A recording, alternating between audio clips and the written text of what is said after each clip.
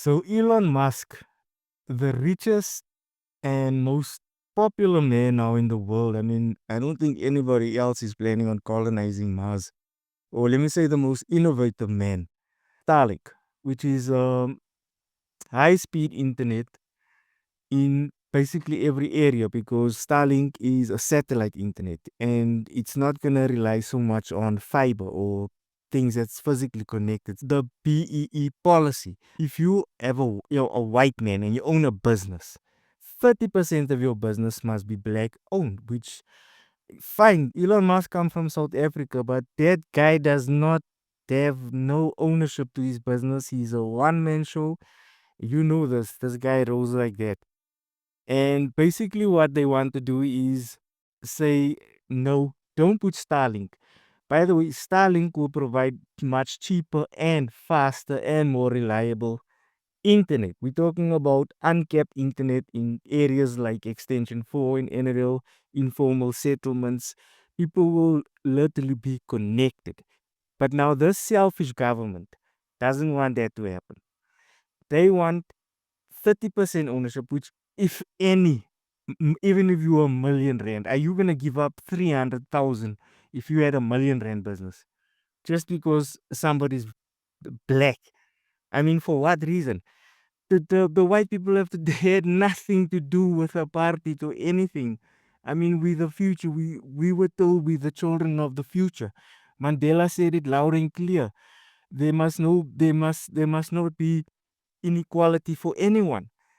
There must not be black power or white power. It must be equal power. The power must be shared equally. Everyone must be treated the same. What is happening now to his legacy? Ramaphosa wants to tramp all over it. I mean, this was a great man, one of the greatest men in South Africa, in the world. He's worldly recognized. And his population was, there must be no white domination and there must be no black domination. But now, if you're telling me that because of something that we had nothing to do with in the past, but um, now that everybody must pay the price in the present, even though the world's richest man wants to invest in this country, you're going to limit that. Thousands and thousands of jobs, much needed jobs, are going to be created by Starlink. And if Elon Musk sets his footprint with Starlink, you will most definitely start up other businesses. I mean, there's unlimited things. This could change a lot. And trust me, because he's from this country, he probably wants to give back. His parents are still living here. They love this place. They're not going anywhere. So he wants to make life comfortable for them also. So are we gonna go for this selfish initiative of the government of land expropriation, which we know is also extremely unfair? I mean, the land owned now by most of the people had nothing also to do with the past. Most of the people in the past with the apartheid died, and even so, those people had to buy land from the apartheid government. So there was lots of rich people coming from Europe and investing their money, and you know, things were tough, things were bad. People got misused, and it wasn't fair. But so it was life with women. Women weren't treated fair. Women weren't allowed to have a certain education. But what are you going to turn around today and say, all women must expropriate land because they weren't given opportunity? What about other people that were treated? What about the Jewish people being treated unfair by the Germans? Must they turn around and say, oh, they want to expropriate land in Germany? The world's going to be one big mess. I mean, look at the war happening right now. Is this what we want for countries? To have conflict over petty bullshit?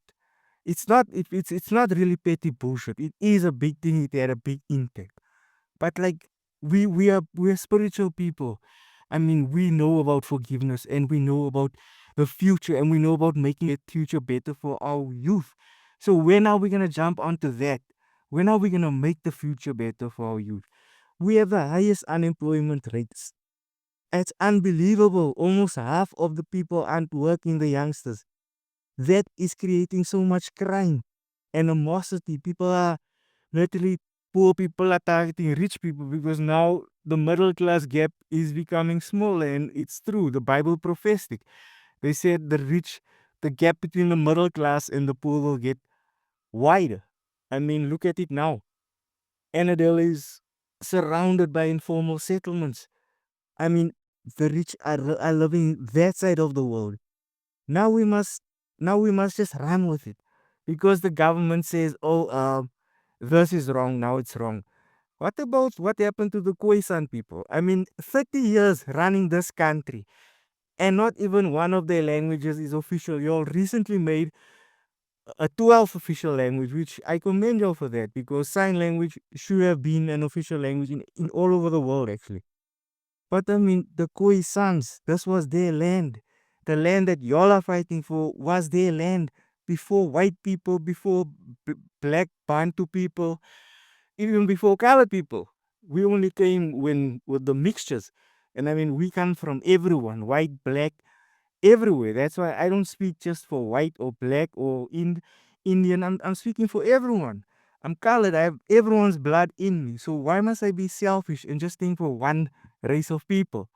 BEE only caters, I mean, it has an impact even on us as coloreds. I don't want to get too much into BEE. I'll leave that for another time. But all I want to say is South Africa, I read now 2 hours ago that I think they're gonna bend the rules a bit for Elon Musk. So Starlink promised to give fiber. Sorry, not fiber. High speed internet. 5,000 schools will be having free high speed internet. So good on you, Starlink, and good on you, ANC, for finally starting to see the reality of the situation in our country.